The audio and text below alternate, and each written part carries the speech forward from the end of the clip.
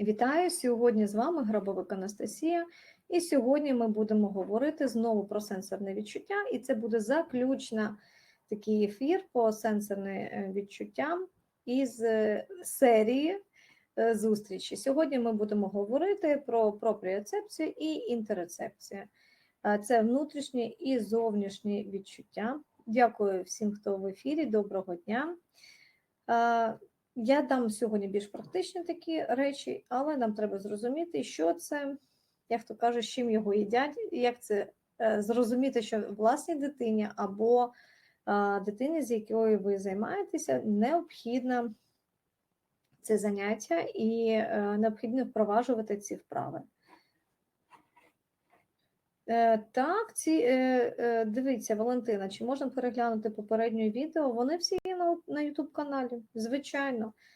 Тобто там ціла серія зустрічей наших, 2 місяці, напевно, більше. Ми якраз сенсорної інтеграції просвятили. Напевно, вже навіть більше. Вересень, жовтень і зараз листопад заключно. Тобто всі ці ефіри, вони є в доступі на YouTube-каналі, ви можете їх продивитися, прослухати. А сьогодні задавайте, будь ласка, питання.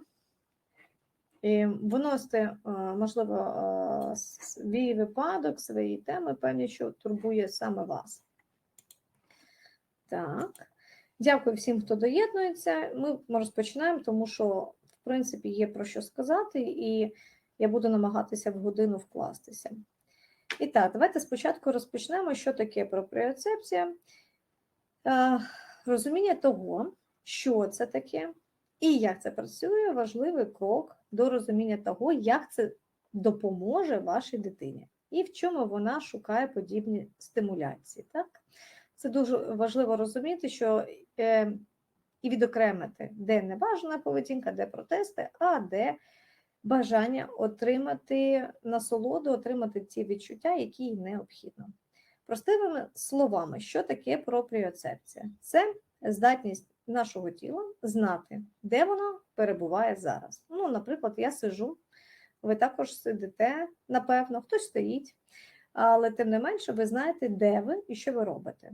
Тобто це ще називається схемою тіла. До речі, сьогодні про схему тіла ми поговоримо, які вправи, і я вам це розкажу, напевно, вже наприкінці зустрічі. Ну, я весь час буду говорити про практичне заняття, але в кінці розкажу таку цікаву штуку, коли дитина не відчуває погано, ніж інтероцепція, але трошки пізніше.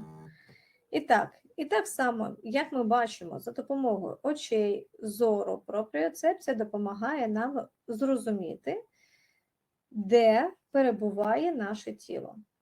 Завдяки чому? Ну, завдяки рецепторам, які розташовані в м'язах і суглобах.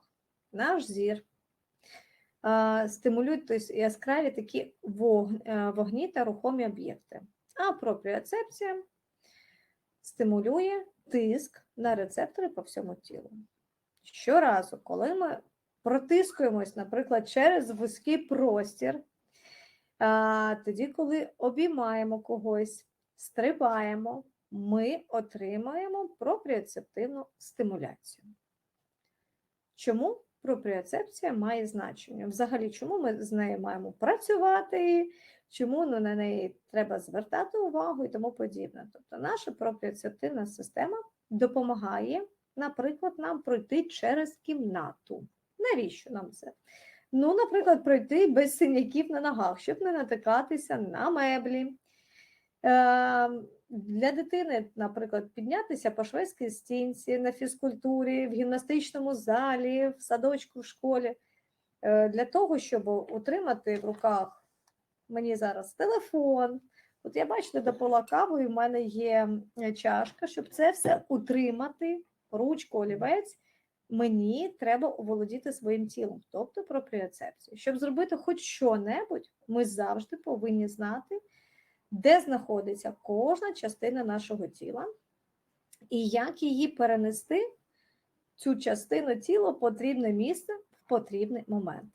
Тобто пропріоцепція відіграє величезну роль у цій справі, тому, напевно, я цю тему залишила на закуску. І її розвиток просто необхідний для всіх дітей. І тут така головна задача, яка постає, коли батьки говорять, як нам зрозуміти батькам, або як нам, як фахівцю, зрозуміти, що дитині потрібне заняття на розвиток пропріоцепції, якщо ми не фахівці, і це нормально, коли ми не знаємо і задаємо таке питання. Так, і значить, розвиток пропріоцепції – важлива частина роботи з дитиною. Саме з дитиною, яка має сенсорні проблеми, оскільки це єдиний вид стимуляції, який, якщо ним користуватися правильно, допомагає заспокоїтись, сконцентруватися практично в будь-якій ситуації. Переважній більшості дітей це подобається, чесно кажу. Подобаються вправи, такі заняття, коли там їх жмакають, коли вони щось там піднімають, штовхають і так далі. І багато хто, звичайно, шукає подібні відчуття. Іноді це не зовсім прийнятним способом, ми про сьогодні поговоримо, який ми ніколи не повинні пропускати і приймати. Тобто ми можемо дати дитині задовольнити власні потреби, але шляхом такі непорушення педагогічних процесів, таких як стрибання на ліжку. Я про це зараз поговорю. І навіть якщо у вашої дитини немає сенсорних проблем, і тут дуже важливо, от кажуть, а якщо немає, а ми робимо вправи. Так от, якщо немає сенсорних проблем, пропріоцепція допоможе їй заспокоюватися в складній ситуації та розслабитися перед відходом до сну. Тобто, якщо вам запропонують промасажувати ніжки, п'яточки, да, там спинку, я не думаю, що ви будете відмовлятися, навіть якщо у вас немає проблем розуміння власного тіла. Вашій дитині особливо підуть на користь завдання на розвиток пропріоцепції, якщо вона належить до однієї з двох категорій. Що ж це за категорія?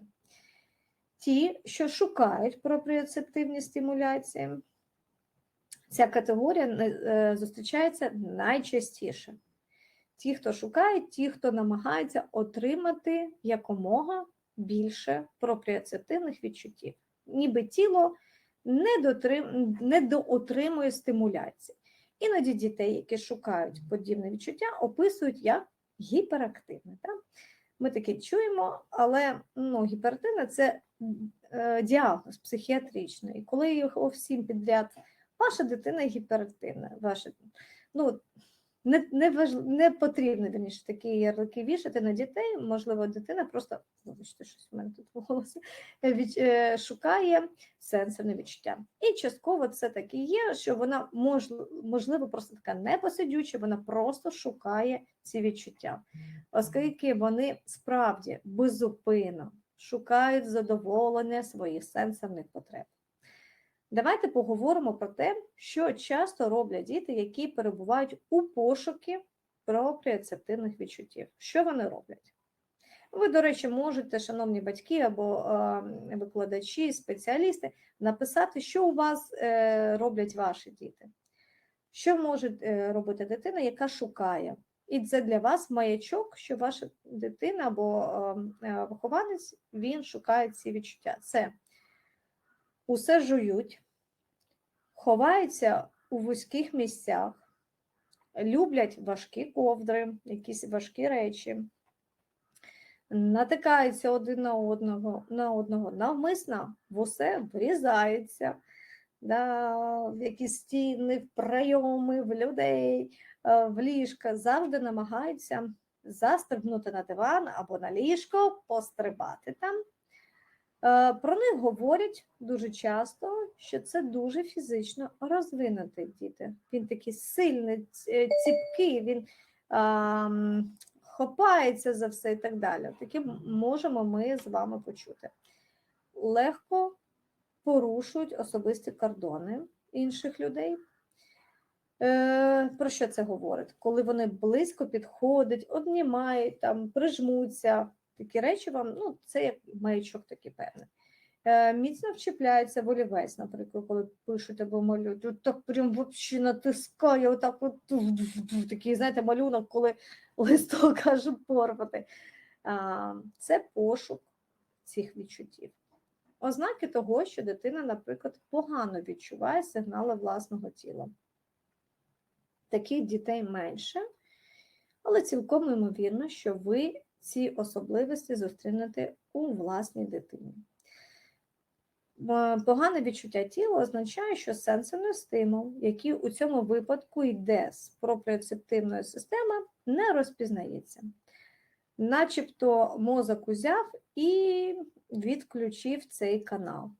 Просто не сприймає. Давайте з вами подивимося, і ви зараз можете, от я зараз говорю, а ви можете подумати, чи є у моєї дитини таке, чи ні, про особливості, які відрізняють саме таких дітей. Це незграбність, весь час спотикається, у нас просто здерти ніс і так далі, тому що він весь час десь зачіпиться, ноги заплутаються, щось у нього все падає і так далі.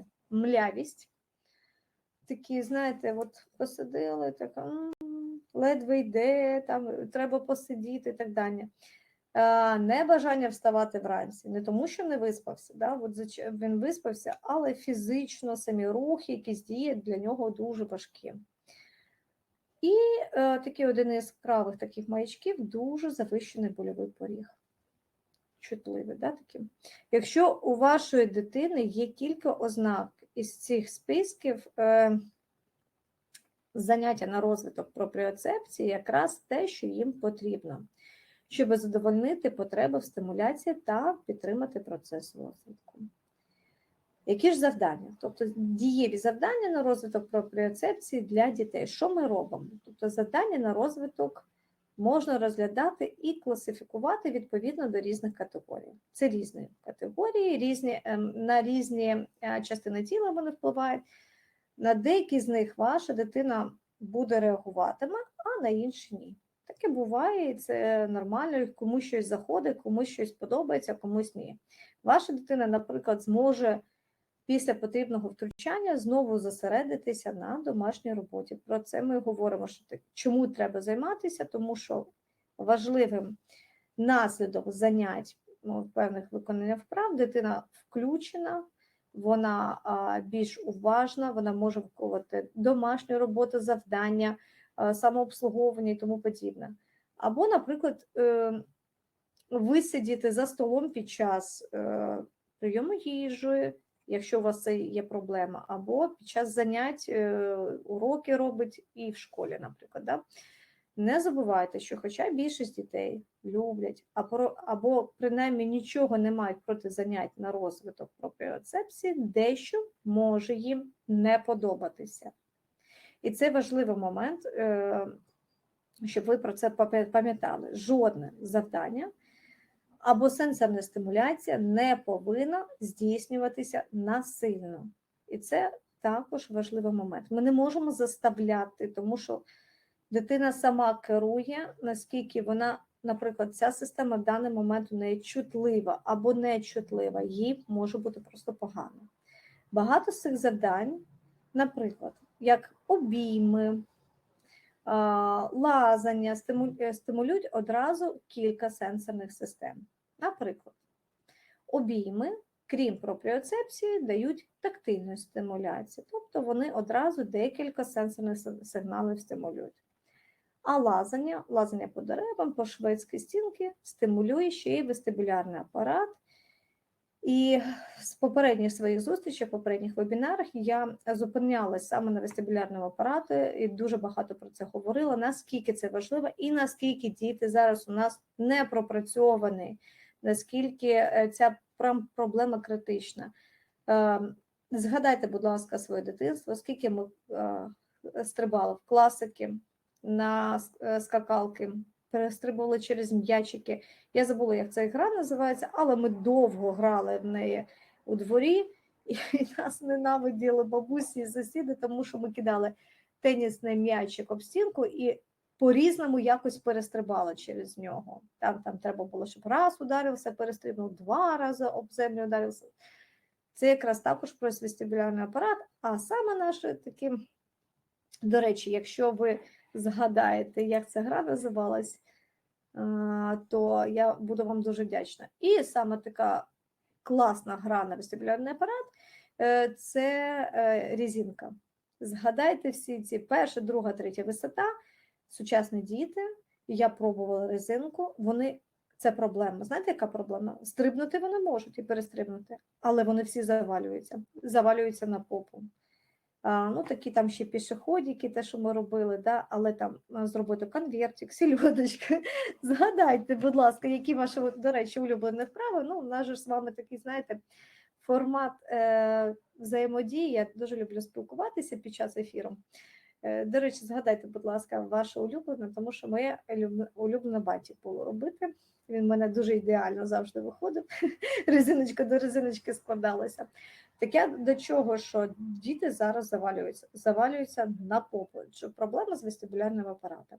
І що з цим треба працювати, і з цим треба займатися. Гаряча картошка, гра. Дякую, Валентина. Супер, бачите? Це чудово, коли всі на одній хвилі пам'ятають своє дитинство, ми гралися всі в одні й ті ж самі ігри. Дитина залазить на меблі, вікна. Ага, добре, дякую, Валентина. Ми зараз говорити будемо про вправи, і я ще в кінці дам досить багато вправ. Ну, тобто ви подивитеся, як компенсувати, тому що дуже важливий момент. Те, що дитина демонструє, це її бажання і необхідність. Наша задача не просто заборонити цього робити, ми маємо переключити на той же самий від діяльності, тільки безпечніше. Якщо лазити, то лазити ми переключаємо максимально, це шведська стінка, на вулиці якісь теж спортивні горки і тому подібне. Лазити по деревам, лазити і злазити. Тобто компенсація має бути саме тих потреб, які дитина хоче, але соціально прийнятним способом. Не дозволяти. Тобто вдома ми не даємо стрибати на ліжку, ми не даємо лазити, тобто ми одразу маємо ті норми закладати, ті правила, які необхідні потім для соціалізації, для того, щоб в неї не було таких конфузних ситуацій, які вона продемонструє десь в гостях, у друзів і так далі, і це буде потім предметом якихось конфліктів і певних сутичок. Да? Щоб цього не було, ми одразу, і також це, на жаль, може бути і небезпечно, да? Коли дитина залазить на меблі і тому подібне. Тому ми одне поведінку переключаємо на інше, але компенсуємо потреби дитини. Будь ласка, пишіть в чаті, я завжди готова, у нас досить багато сьогодні людей, пишіть, задавайте питання, я завжди комунікую з вами і в режимі нон-стоп ви написали, я говорю.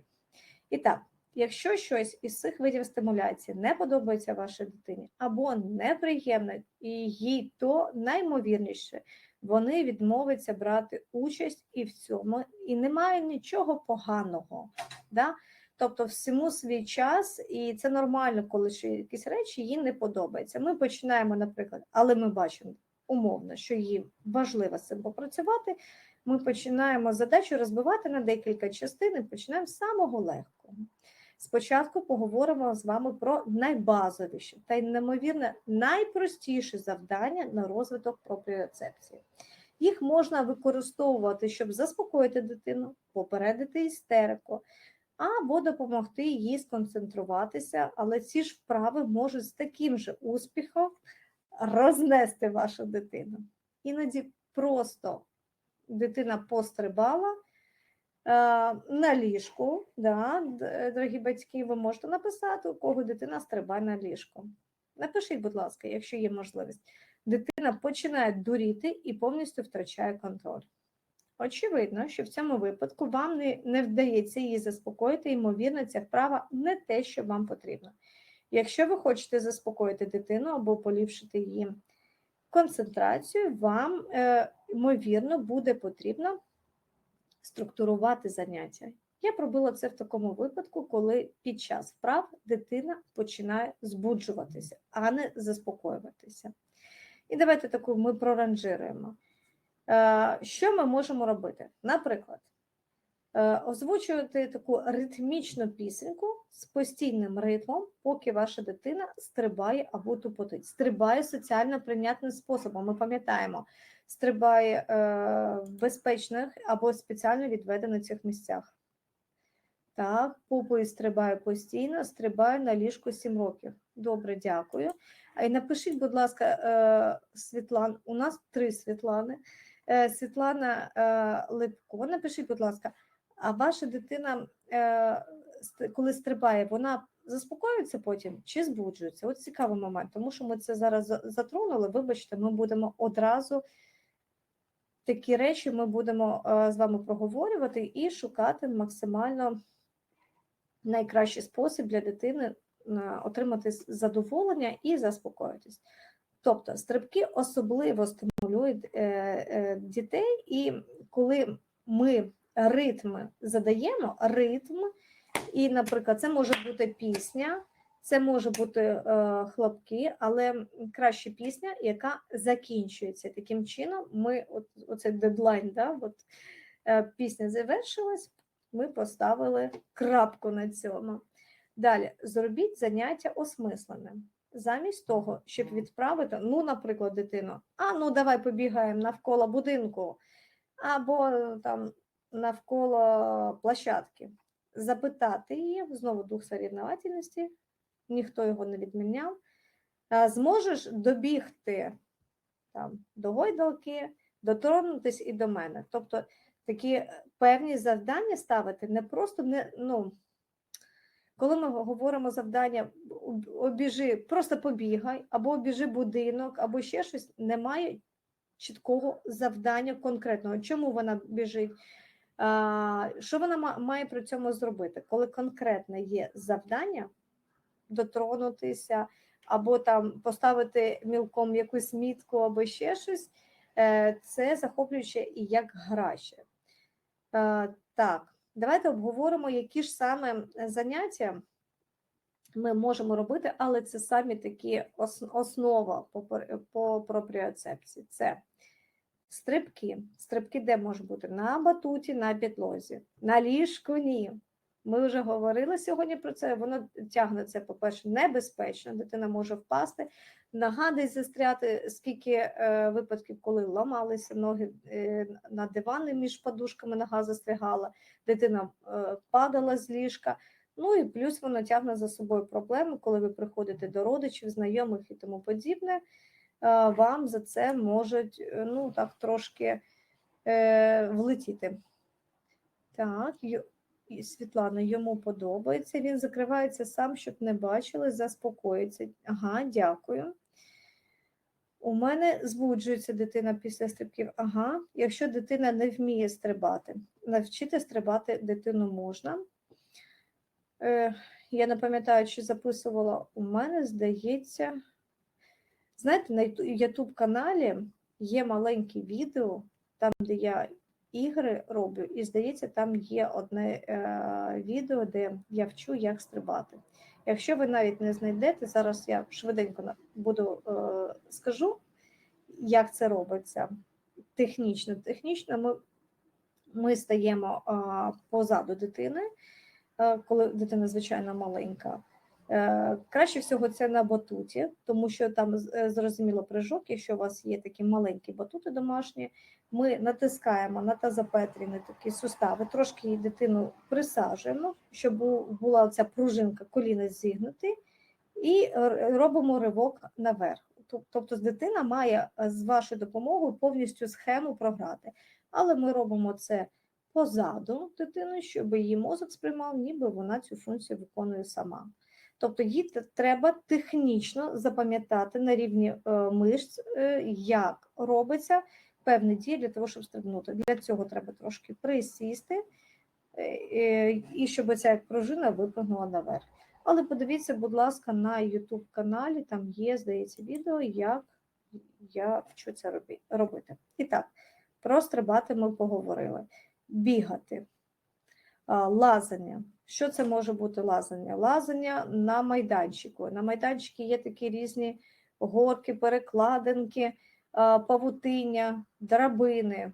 Дерева. Дерева я взагалі обожнюю дерева, тому що це безкоштовно і можливість, знаєте, коли ми змінюємо різні дерева, дитина кожного разу їй приходиться напрягатися для того, щоб зрозуміти, наскільки підтягнутися, наскільки ту ногу задрати, руку, скільки зусиль зробити, щоб підтягнутися, тому що одне дерево не схоже на інше. І воно більше подобається, ніж на майданчиках оці драбинки, горки і тому подібне. Скалодроми. Якщо от ваша дитина любить залазити наверх, до речі, у нас, якщо ви з Києва, а може з Київської області, і хочете, ну, у дитини є така потреба лазити, в Києві, ви мене знайдете особисто, в Києві у нас є людина, яка 2 в 1, вона чемпіон по скалолазанню, там, я не знаю, як правильно ці регалії називаються, вона займається на скалодромі, але вона сама кандидат наук психологічних, і вона захистилася саме, як дитинам компенсувати потребу лазити, і вона займається саме з дітками з особливими освітніми потребами, зокрема з дітками з розладами аутистичного спектру. Тобто вона знає підхід і знає, як компенсувати, як нагрузку дати і тому подібне. Якщо ви з Києва або Київської області, я вам контакт цієї людини можу скинути, і ви можете позаймати. Тому так, я так одразу по ходу я зрозуміла, що, напевно, про це треба сказати. Ну і, звичайно, коли ми лазимо по деревам, лазимо по всім горкам, нам треба не тільки вгору, але ще й вниз навчити дитину злазити. Висіти. Висіти можна на перекладинах, деревах, турніках, мотузкових гойдалок. На чому можна, тому можна і висіти. Єдине прохання, коли висіти вниз головою, тут є проблема. Якщо є енцефалограми і там є діагнози епістатус або епіготовність, звичайно, ми такі речі не робимо, ми не висимо головою вниз. Просто так висіти можна, але не головою вниз. Тупотіння, особливо, коли ваша дитина ходить на носочках, ми говоримо про те, що п'ятки, вони не чутливі, вони не включені в ходіння дитини. І п'ятка, що це? От спробуйте так легенько от зараз зняти капці, якщо ви в капцях, і постукати п'яточкою, тільки п'яточку по підлозі. У вас одразу ви відчуєте вібрацію повністю по кісткам до тазобедренного суставу. Тобто це включення і стимуляція пропріоцепції, такі великі частину великого тіла. Це ноги повністю. Тому тупотіння, ходіння на п'ятках – це дуже класна штука про стимуляцію пропріоцепції. Так, балансування на великому м'ячі, фітбол. Саме балансування, сидіти і не впасти з вашою допомогою вправо, вліво, вперед, назад. Ходити тачечкою на руках. Пам'ятаєте, коли ми на руках ходили, а нас дорослі тримали за ноги, і ми так з вами ходили. Єдиний момент, знову-таки, там голова нижче, ніж ноги, і якщо є проблема з тиском, з проблемами з тим, що погано відтік крові, є епіготовність, епіактивність, ми такі вправи не робимо. І ходити крабом. Тут навпаки, коли ми спиною вниз і ручки-ніжки, тобто ми не вперед, як на ручках-ніжках, як собачка, а навпаки, животик зверху, спинка внизу, і ми таким чином ходимо. Для маленьких діток класно, коли використовуємо такого стрибунця. От у моїх дітей це віслючки були. Ось тут теж багато моментів і пропріоцепція, і вестибулярний апарат, щоб утриматися, не впасти.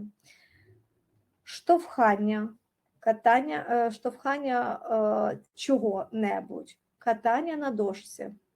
У дуже багатьох є оці дошка, боже, не скутер, він скейт. От коли ви на скейт можете лягти на живіт, і дитина відштовхується. Це не тільки на ногах стояти, ну, на ногах це вестибулярний апарат, а ми говоримо про пропріоцепції. На живіт лігти, покататися, наприклад, в коридорі, а можна на спину лігти і так далі, тобто відчувати своє тіло. Ну, особливо, звичайно, коли це лежачи на животі. Штовхати, ми вже говорили, також м'ячі кидати, ловити, обтяжувачі такі м'ячики також кидати, повзання через тунелі, особливо через які потрібно протискуватися. Не такі, де там там ще десяток дітей. Ні, там, де треба, як змійка. Через смугу перешкод, бігати, лазити, жувати. Що можна жувати? Жувати гумку, спеціальні колони, намиста, браслета, спеціальні іграшки, їсти хрустку їжу, це снеки, сушки, тверді овочі, сири, моркву, наприклад, або качанчик капусти гристи, ну, це серцевинку, там. В'язку їжу, що це за в'язка їжа? Це сухофрукти, м'ясо таке тягуче, да? Пити через соломинку. Наприклад, особливо у дітей, у яких погано артикуляційний апарат, гіпотонус, ну, така каша в рту, ну, тобто підвисає шелепа. Якщо у дитини, правда, є аденоїди, це зрозуміло, чого у нього привідкритий ротик, тому що він дихає ротиком. А якщо такої медичної такої проблеми немає, то ми говоримо про те, що нам треба артикуляційний апарат стимулювати. І, наприклад, молочний коктейль густий пити, от втягувати, да, дає таку більше стимуляцію. Далі це стискання. Що ми можемо з вами стиснути? Це антистресові м'ячики, масу для ліплення, якщо вона залегка, це вже пластилін. Розтягувати, такі, знаєте, як прям жувальні гумки для рук, ну таке щось таке, ніби слайма, ну щось такого плану, да? Розтягувати, тягнути оцю еластичну гумки. Також, знаєте, є гумки такі, вони використовуються під час йогою. Там вони на ноги одягаються, і от йоги, там якісь певних фітнес-вправ. Також їх розтягувати, віджиматися від стільця, робити такі вправи. Правильно, як вона називається, не знаю. Коли ми от стрибок є, от ми стоїмо, стрибаємо, рух, і ставлять ноги на ширину плеч, і одночасно піднімають руки, і ноги, наприклад, ноги з'єднали і руки вверх, а потім руки вширь і ножки на ширину плеч. Отак от стрибати, робити таку вправу. Я бачу, що ви пишете, зараз я трошки розкажу вправи, і ми далі з вами перейдемо на спілкування, і я продовжу. Віджиматися від підлоги, лежати на животі, на великому м'ячі, на фітболі, ну, ви називаєте для фітболу, для йоги, утримуючись за підлогу руками, щоб не впасти. Да? І тут, ну, знову таки, ми завжди говоримо, коли ми стимулюємо щось, один сигнал сенсорний, да? Завжди і другий під'єднується, ну, це безумовно і класно, що одночасно ми пропрацьовуємо декілька сенсорних сигналів. Так. Якщо дитина може щось із йоги зробити поза йоги. Так. Наталя, при епіактивності вправи на фітболі не можна, дивіться, якщо ми говоримо про стрибання, тобто стимулює, і головою вниз. Але вправо, коли він сидить і ви за руки тримаючись, дитину, наприклад, трошки штовхаєте назад, і дитина за рахунок попи має випрямитися і бути рівним, не впасти, або спеціально із сторони в сторону, або вперед, да? За рахунок цього попу і відчуття, щоб вирівнятися, не звалити з цього м'яча, ми можемо використовувати.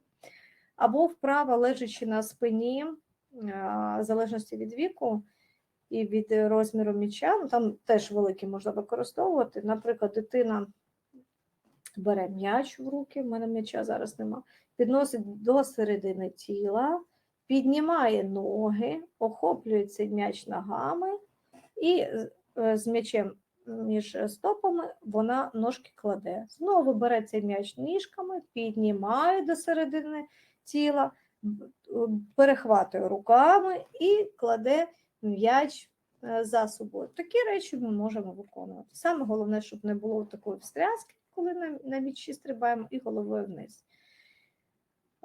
Якщо дитина все тягне до рота, але лише стукає по зубам, спробуйте ті речі, які я сказала про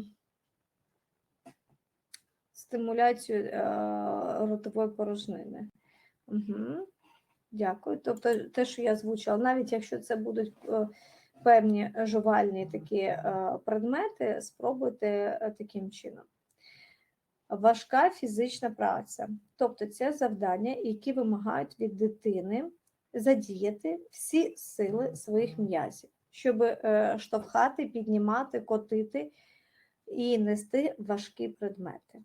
Коли ми використовуємо м'язи, таким чином виникає опір, який впливає на пропріоцептивні рецептори в м'язах і суглобах. Взагалі ви нічим не обмежені у виборі варіантів. І я навряд чи зможу перерахувати всі можливі вправи, але деякі все рівно назву. Ви здивуєтеся, наскільки багато можливостей для важкої фізичної праці, яку можна запропонувати дитині. Ці вправи можуть виникати самі собою. Давайте кілька таких прикладів, які вас можуть надихнути. Наприклад, штовхати і тягнути важкі предмети. Що це може бути? Кошик з брудною білизною, тачку в супермаркеті. Якщо у вас приватна така садиба, газонокосарку, візок в магазині, вони ж бувають дитячі також, да? Пилисос тягнути, да? Якісь меблі, щось там, звичайно, не ліжко, не шкафи, а якісь такі речі, які можуть подвинути. Корзина з іграшками, це стільчик, носити важкі об'єкти, тобто пакети з супермаркету ви залишили в коридорі, якщо там, звичайно, не банки, таке, що ви можете довірити дитині, щоб вона не розбила, сама не поранилася, може взяти пакети, якусь консервацію принести, перекласти його, викласти, сумку з якимись підручниками, знову-таки зі школи, щоб дитина несла, коробки з речами, обтяжуючі м'ячі, відро для сміття. Якщо ви маєте знову-таки присадибну територію, у вас приватний будинок, копати, орудувати граблями, згрібати сніг, пісок, листя, тягнути за мотузку. Краще всього це гімнастичний канат, куди можна прив'язати. Його, звичайно, можна прив'язати до ручки дверей, але краще не потрібно, бо відірветься ручка. Дивіться, можна прив'язати до дерев, прив'язати до гойдалки, поперечини у цієї гойдалки, просто перетягувати канат, завантажувати та розвантажувати посудомийну машинку, також виконувати завдання на розвиток глибокої чутливості. Такі завдання зазвичай не вимагають активної участі дитини та добре заспокоюють. Їх часто використовують, коли дитині важко сидіти на місці або перемикатися з одного завдання на інше. Але не всі діти ставляться до таких занять добре, то дається багато тактильної стимуляції. І якщо ваша дитина чутлива до таких роду стимулів, наймовірніше, це не найкраща стратегія для неї. Прислухайтеся до дитини, вона дасть вам зрозуміти, що до чого. Якщо ви не впевнені, чи сподобається вашій дитині подібне заняття, проведіть експеримент. Накрийте її кількома важкими ковдрами або покладіть щось важке їй на коліна. Якщо заняття їй сподобається, можливо, ви захочете організувати або зробити щонебудь з того, про що ми сьогодні говорили. Обійматися, обіймати подушку, важкі ковдри. Щодо ковдр, вони досить дорогі, але якщо дитині це не підходить, покупка варта того. Щоб дізнатися більше, наскільки це підійде саме вашій дитині, ну, потрібно, напевно, обговорити з виробниками або прочитати такий огляд вибору важких ковдр. Далі, помасажувати когось або отримати масаж, проминання суглобів. Щодо суглобів, це дозволяє швидко стимулювати глибоку чутливість. Не просто, наприклад, руку, кість, а от саме ці частини їх краще, колінця і тому подібне. Використовувати великі м'ячі, щоб прокатувати тіло дитині, тобто натискати. Дитина лежить, да, ми його, як пам'ятаєте, як я ще пам'ятаю цю пральну машинку, ці валіки, білизну маму так протискала, прокатувала. Є такі апарати, протискувачі, вони такі є в багатьох інклюзивно-ресурсних центрах, реабілітаційних. Ну, додому вам таке покупати не варто. Якщо у вас є фітбол, ви можете дитину це прокатувати, але голову, шию ні. Одразу говорю, що це залишається нетронутим. Сидіти або стояти на ортопедичній подушці. Чудово підходить для тих, хто не може всидіти на місці. Пам'ятайте про те, що обтяжені ковдри, іграшки, подушки можна використовувати не більше 20 хвилин. Після цього терміну тіло адаптується до їхньої ваги. Якщо це допустимо, важкою ковдрою можна накривати дитину і вночі, і вона спить на це. Але всі ці речі, будь ласка, ви обговорюєте з лікарем, тому що у кожної дитини є особливість. У когось із серця хворе, до речі, коли серце хворе, то не можна цього робити. Декілька таких порад, перш ніж пропонувати дитині завдання на розвиток пропріоцепції, і ми зараз цю тему закінчимо, і я швиденько хочу продовжувати інтерцепцію, але, бачите, ну, я не вкладаюсь в години. Усі завдання і заняття можна використовувати рівно стільки, скільки потрібно вашій дитині. Якщо ви не впевнені, що їй потрібно подібне втручання, я дуже рекомендую взагалі прочитати, послухати ще додаткові вебінари про сенсорну дієту. Це не дуже приємно звучить, кому подобається сидіти на дієті. Я думаю, жінки мене зрозуміють. Але сенсорна дієта – це доволі простий прийом, який серйозно змінює якість життя вашої дитини. А далі, ці завдання підходять для дітей будь-якого віку, але варто все ж таки адаптувати їх під рівень розвитку вашої дитини. Наприклад, якщо ми говоримо зараз за 8-річну дитину, вона може сама вести візочок у супермаркеті. А якщо ми говоримо про 2-річну дитину, краще взяти іграшковий візок з собою в супермаркет або вдома та покласти в нього, наприклад, декілька банок консерв, знову-таки не скляних, щоб вона давала зусилля і штовхала. Близько половини запропонованих завдань дитина має контролювати сама. У такий спосіб вона вирішує, наскільки інтенсивним може бути вплив і як довго він має тривати, скільки коробок може підняти і як довго буде стрибати на батуті. Це найкращий варіант, оскільки дитина тоді розуміє, який рівень стимуляції найкраще відповідає її потребам. Але і пасивні заняття, такі як масаж або проминання, але уважно стежте за реакцією дитини, щоб вона не відчувала дискомфорту. Думаю, щодо пропріоцепції ми сьогодні трошки ознайомлені. Перед тим, як перейду до іншої теми, я зараз на ваше питання. Так, Валентині і Наталія я відповіла. Інна, син не любить, коли торкається до вух, навіть шапку не вдягає, але стригти волосся вже дозволяє. Так, ну тут треба в мене декілька запитань. Чи не були втручання, не були отіти, не були втручання і не було саме взаємодія? Ага, ні, не було. І наскільки дитина чуттєва, коли чує музику і якісь звуки, не закриває вушка, а навпаки, наприклад, може радіє, і як відноситься до музичних інструментів? Тому що, можливо, це якраз і потрібно з аудіальним каналом попрацювати. Часто буває так, що ми працюємо з декількома каналами одночасно. Ви поки пишіть, я перейду до другого питання, яке я обіцяла сьогодні відкрити, але буду прискорюватися. І так, переходимо до іншої теми. Вірніше, це все одна тема, але ми говорили про зовнішнє, зараз більше про внутрішнє.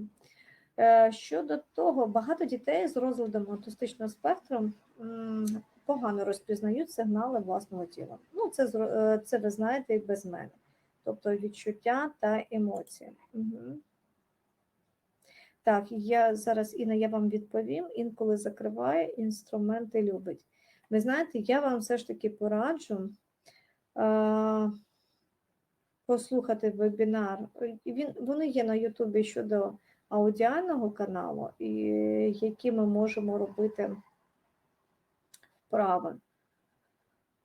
Тому що дуже часто це пов'язано саме відчуттями звуку і вібрації. І це насичення саме аудіального каналу. Але послухайте, будь ласка, щодо пропріоцепції і інтрацепції. Можливо, зараз ви для себе відкриєте, знаєте, такі певні, знову-таки, і знання, і розуміння того, що, напевно, можливо, вправи на інтрацепцію. І я обіцяла в кінці, як ми робимо схему тіла, і як ми працюємо, які вправи робимо. Так що дослухайте, будь ласка, до кінця сьогодні, ви будете точно знати, що ми робимо. І так, ми повертаюся про те, що наші дітки погано сигналу розпізнають власного тіла, відчуття та емоції. Це часто призводить до проблем із харчуванням, сном, гігієною, травм, хвороб, а також нездатності керувати своїм станом і справлятися зі стресом. Поговоримо сьогодні, як вчасно помітити в дитини таку знижену чутливість і допомогти їй. Але для початку нам треба розібратися, що таке інтероцепція. Про пропріоцепцію ми з вами проговорили, а інтероцепція – це система сприйняття. Вона, звичайно, заснована на органах таких чуття, як смак, зір, слух, нюх, дотик, пропріоцепція, вестибулярний апарат. Вона є такою похідною від цього, і за допомогою неї ми вловлюємо відчуття всередині тіла. Наприклад, бурчання животика. Хто у кого, знаєте, там на роботі або десь там забуртить животик, ой, одразу, знаєте, так, неловкість, да? Прискорене серцебиття, відчуваємо, да? Ой, щось в мене серце, да? Пересихання в роті, як, наприклад, у мене зараз, але я читаю вебінар і це зрозуміло. Напруження в м'язах, втрату концентрації, запаморочення, тремтіння в руках. Тобто це зовнішнє не зрозуміло людям, тільки якщо там серцебиття це на апаратах видно, а так вловимо тільки вам. Система інтероцепції, що правильно вона функціонує, допомагає нам відчувати біль, спрагу, голод, насичення, симптоми поганого самопочуття, хвороби, сонливість, спокій, тривогу, злість, у дорослих сексуальне збудження, потребу сходити в туалет. Як правило, нейротипові люди чітко відчувають ці сигнали, ранжують їх, розпізнають власні емоції, але в багатьох людей з розладом аутистичного спектру та іншими такими порушеннями розвитку системи інтероцепція працює інакше, призводячи до підвищеної або зниженої сенситивності. Хтось відчуває тілесні сигнали дуже яскраво, дуже яскрава, це гіперсензитивність або гіперчутливість. Що можуть при цьому говорити люди? Я відчуваю стільки всього одразу, що не можу зрозуміти свій стан. Або мій син вкрай чутливий до болю. Найменший поштовх або подряпина можуть спровокувати істерику. Відчуття в моєму тілі, це знову-таки про те, що люди говорять, да? Схожі на кулю з блискавкою. Варто її потрусити, і блискавка розлітається на всі боки. Це сильно тисне мені всередині. Хтось по-іншому майже не відчуває тілесних сигналів, це гіпосензитивність або гіпочутливість. Нечутливі. Так. Чутливі і нечутливі. Наприклад, я не розумію, що засмучений, поки мені не стане зовсім погано. Тоді я вже не можу контролювати свій стан. Або мій син приходив, це такий випадок, зі зламаною ногою 2 дні, не подаючи жодних ознак болю. Батьки помітили, що він травмований тільки коли його нога набрякла і посиніла. Або я не завжди розумію, коли хочу в туалет. І в старшій школі весь день не пила воду, компоти, соки, щоб випадково не згамбитися перед друзями-однокласниками, тому що не відчувала, коли я все ж таки хочу в туалет. Я не відчуваю насичення так, як інші. У мене просто немає вимикача, коли справа стосується їжі. Я часто наїдаюся до блювоти. Це такі одні з висловлень, зворотній зв'язок людей, які є порушення інтерцепції. Як вони впливають на аспекти життя? Це управління емоціями, управління стресом, концентрація, розпізнавання симптомів захворювання, сон, здорове харчування, користування туалетом, переживання болю. Якщо підвищену сенсорну чутливість зазвичай легко розпізнавати, то про гіпосензитивність, тобто нечутливість, батьки часто не здогадуються. Тому так важливо якомога раніше її виявити. А зараз таке маленьке завдання до вас. Будь ласка, спробуйте його виконати. Сядьте зараз і заплющте очі. Що ви відчуваєте всередині свого тіла? Ваше серце б'ється повільно чи швидко? Ваше дихання глибоке чи поверхневе? А вам зараз не потрібно сходити в туалет? У вас є якісь відчуття в животі? От зараз побудьте з цим і далі продовжувати мене слухати. Це так, я до того, що люди з гіперчутливістю, вони постійно на цьому концентруються. Таке відчуття, що вони випадають з зовнішнього контексту, розмови, дій, тому що раптом у них щось вони відчули, щось не так з їх серцем. І вони не можуть зараз підтримати вашу розмову, або виконувати завдання дитина, або підтримати гру, тому що їй просто стало страшно, щось змінилося в відчуттях всередині. Якщо ви хочете, ви зараз можете написати, взагалі зі мною прокомунікувати, ви про це думали, ви на це звертали увагу, чи є ви таким, наприклад, тою людиною, яка, не то, що тривожна, да, але для якої це дуже важливо, і це вас відвлікало, коли у вас змінювалися відчуття всередині. І напишіть, будь ласка, якщо можливо. Більшість людей здатні визначити всі ці відчуття, про які ми зараз з вами говорили. Про серцебиття, про відчуття в животі, про дихання. Завдяки одній із маловідомих сенсорних систем, так звану 8 про інтерцепцію. Ви це здатні були зробити. У людей, яких гіпочутливість, тобто нечутливість, це проблема. Проблема відповісти на ті питання і ті завдання виконати, які я вам зараз щойно сказала. Як же працює система інтерцепції? Так, звичайно, було таке. І дякую, що відповіли. І ви вмієте це ранжувати, відчувати і відслідковувати. Бачите? І це такий просто банальний приклад. Подумати, як ви дихаєте, чи відчуваєте ваше серцебиття, і які у вас процеси в животі, хочете ви в туалет. У людей з порушенням інтерцепції вони не можуть виконати цього завдання. Або виконання його воно досить проблематичне.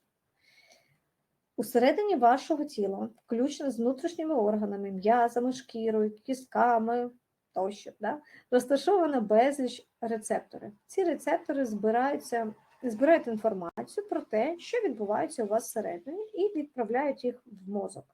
Мозок займається розшифровкою цих послань і перетворює їх на відчуття. На які відчуття? Голоду, насичення, свербіння, болю, температури, нудоти, позиви до туалету, лоскоту, м'язового напруження, статевого збудження. Крім того, інтерцепція необхідна для того, щоб ми могли відчувати свої емоції. До речі, як ця інтерцепція пов'язана з вашими емоціями? Тобто різні емоції пов'язані з різними відчуттями в тілі. Наприклад, що ви маєте виступати публічно, розкажіть мені, хто цього боїться, ви можете відчувати сильне серцебиття, напруги, тремтіння в руках, дихання, да? Таке, всі одразу пісяти, какати хочуть, да? Підніють ручки і так далі. Всі ці відчуття дають вам зрозуміти, що ви хвилюєтесь перед виступом. Без ясного зворотнього зв'язку від тіла вам буде важко визначити власні емоції. Принаймні, вони можуть бути неочевидними. Тобто, наприклад, якщо ви це відчуваєте це перед виступом, але у вас погане розуміння інтерцепції, відчуття, ви зможете подумати, що ви захворіли. Угу. Тобто всі ці відчуття людини, яке погане розуміння власного тіла, вона списує, можливо, на хворобу, або що вона там помирає, або ще щось з неї не то, а вона просто хвилюється. Ось таке певне, знаєте, як приклад вам відчуття і емоції. А як же інтерцепція впливає на саморегуляцію? Тобто, коли система інтерцепції працює оптимально, ми вчасно дізнаємося про дисбаланс у нашому стані. Це мотивує нас вжити якихось дій. Наприклад, попити води, сісти, щось змінити ситуацію і відчуття, і відчувати себе краще. Наприклад, якщо ми, знову-таки, відчуваємо спрагу, ми п'ємо воду. Якщо ми відчуваємо насичення того, що ми їли і відчуваємо, стоп, я вже наїлася, ми зупиняємося. Якщо нам холодно, ми одягаємо светр. Якщо нам жарко, ми його знімаємо. Якщо ми відчуваємо позиву до сечовипускання, ми йдемо в туалет. Якщо ми відчуваємо тривожність, ми звертаємось до того, що нас заспокоїть. Інтерцепція – це фундамент для наших подальших дій. Вона мотивує нас шукати те, що зможе полегшити наш внутрішній дискомфорт, спричинений якимось таким дисбалансом. Давайте пов'яжемо інтерцепцію з іншими сферами. Так, але я подивлюся, Світлана, я таке відчувала, дуже прискорюється серцебиття, коли хвилюєшся. Угу. Дякую, що ви про це говорите, але тут уже, бачите, можна пропрацювати. Ви знаєте, ви ідентифікували це, ви знаєте, що це тривожність, страх, і ви тоді знаходите для себе певний метод, як з цим працювати. І дихання, і певні медитації, і такі певні ключові слова, якорі, да, з якими працюють. А я зараз трошки розкажу теорії, але теорія – це така більш практична і вправи, як ми можемо допомогти дітям з певними і інтелектуальними порушеннями, як взагалі зрозуміти, як пропрацьовувати свої відчуття. Крім саморегуляції, інтерцепція впливає на багато інших сфер, включно самосвідомість, гнучкість мислення, розв'язання завдань, соціальне пізнання, інтуїцію, вміння подивитися на ситуацію з іншої точки зору. Що ми знаємо взагалі, ще такий момент, крім того, що вона впливає, що ми знаємо про інтерцепцію та аутизм?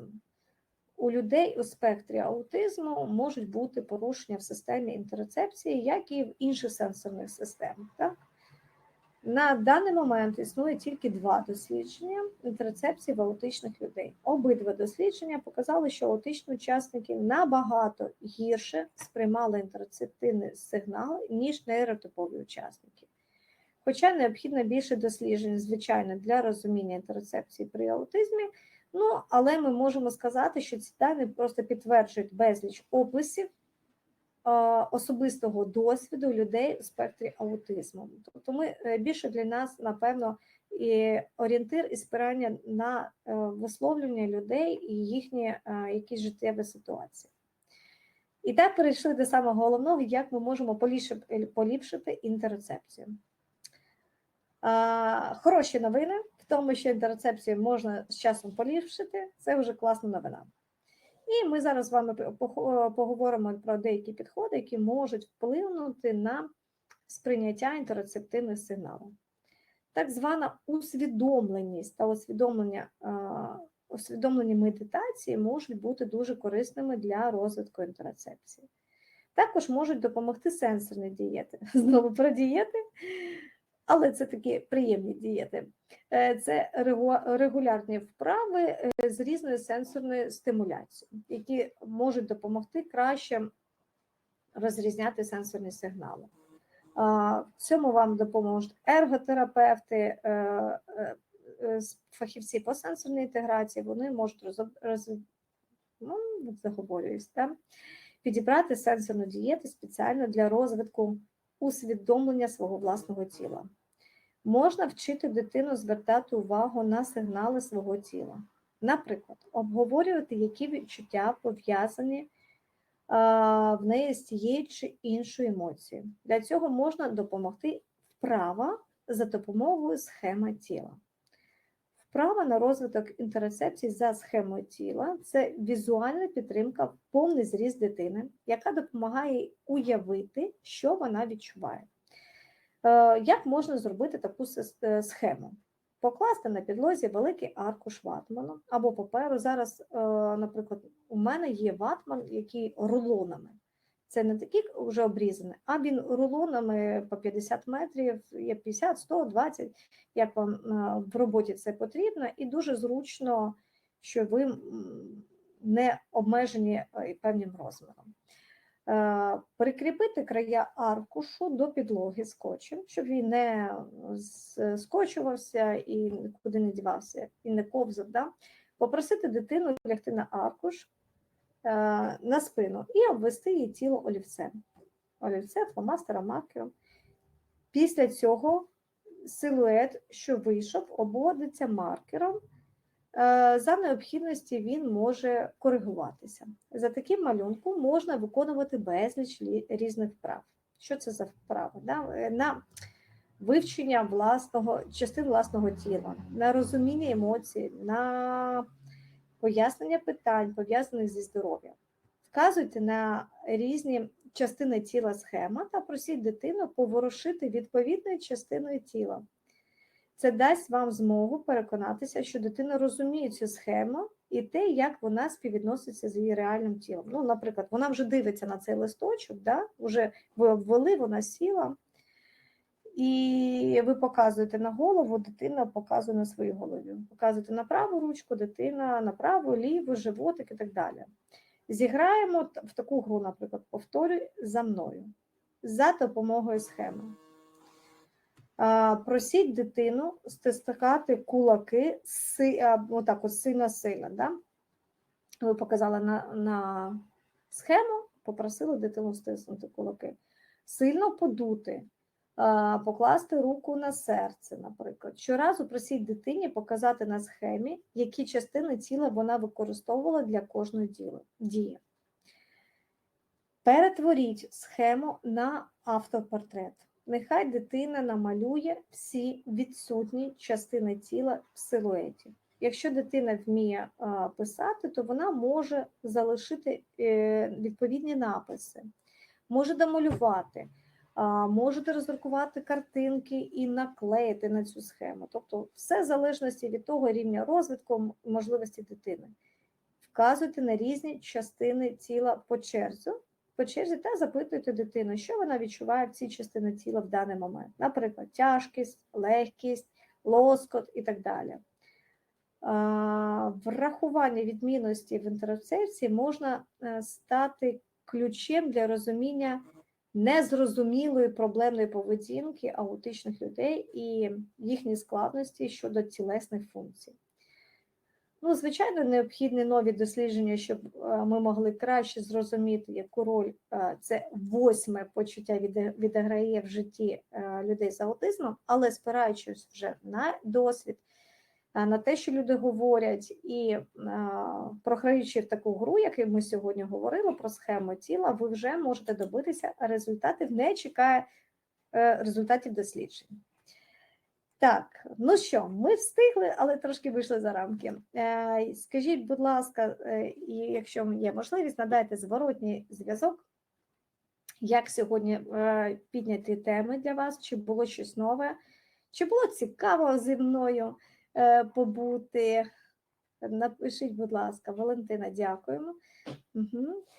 Дуже, ну, звичайно, кожному спікеру, я просто вас не бачу, важливо зворотній зв'язок, і мені, щоб було зрозуміло, чи продовжувати також відкривати ці теми, і наскільки вони потрібні. Угу. Вдячні, так, цікаво, супер. Я дуже радію з цього, і так, дуже цікаво, приємно вас слухати. Дякую. Це дуже приємно, і я прошу, якщо там був поганий інтернет або ще щось, прослухати на YouTube-каналі, де можна знайти посилання на YouTube-канал. Так, а ну подивіться, будь ласка, в чаті, трошки вверх, там, здається, є. Або, Яночка, я тебе попрошу скинути перехід на наш YouTube-канал. Ви знаєте, так цікаво, дякую. Я всім кажу, там більше 200 лекцій, більше 200 лекцій. А от була на цьому тижні, їздила по ІРЦ, спілкувалася з фахівцями і сама зайшла на YouTube-канал. Да? Ну, зрозуміло, що я його не так часто слухаю, я більше його наповнюю своїми вебінарами. От і зараз навіть при вас заходжу, як і перед цим з фахівцями заходжу, і дивлюся на кількість відео, які є. Така більше 200 відео, а на даний момент 358. Уявіть собі, скільки там інформації. Всі вебінари, вони годину, а може трошки більше. Кожна на свою тему. Ну, наприклад, всі наші вебінари, вони є практичними. От як сьогоднішні, да? Бери і роби. Це не спеціально якісь вам треба покупати засоби. Це те, що є у вас вдома, є можливість з цим скористатися, і беріть і робіть, беріть і допомагайте власній дитині. Я завжди рада вас запросити до себе на експрес-консультацію, це безкоштовно, познайомитись зі мною, поговорити про власну дитину. Чим я можу, я допомагаю завжди. Є ресурс, YouTube-канал, безкоштовний, він відкритий. Кількість, я вже сказала, 358 відео. Користуйтесь цим. Це можливість поповнити свої знання, власний досвід, який вже є у нас як фахівців. Ми завжди радимо, ділимо з вами цим досвідом. Так що гарних вихідних, впроваджуйте вже ці вправи, які я говорила, вже реалізуйте з власною дитиною, і нехай у вашої дитини все вийде і у вас. Вірте в власну дитину, в власні сили, і нехай нічого не похитне цю віру в власну дитину.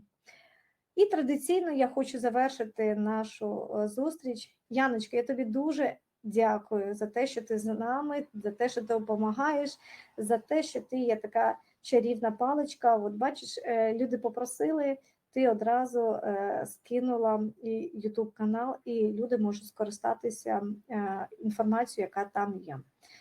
Традиційно закінчую наші зустрічі. Слава Україні! Героям слава! І перемоги, найскорішої нашої перемоги. Бережіть себе і до нової зустрічі!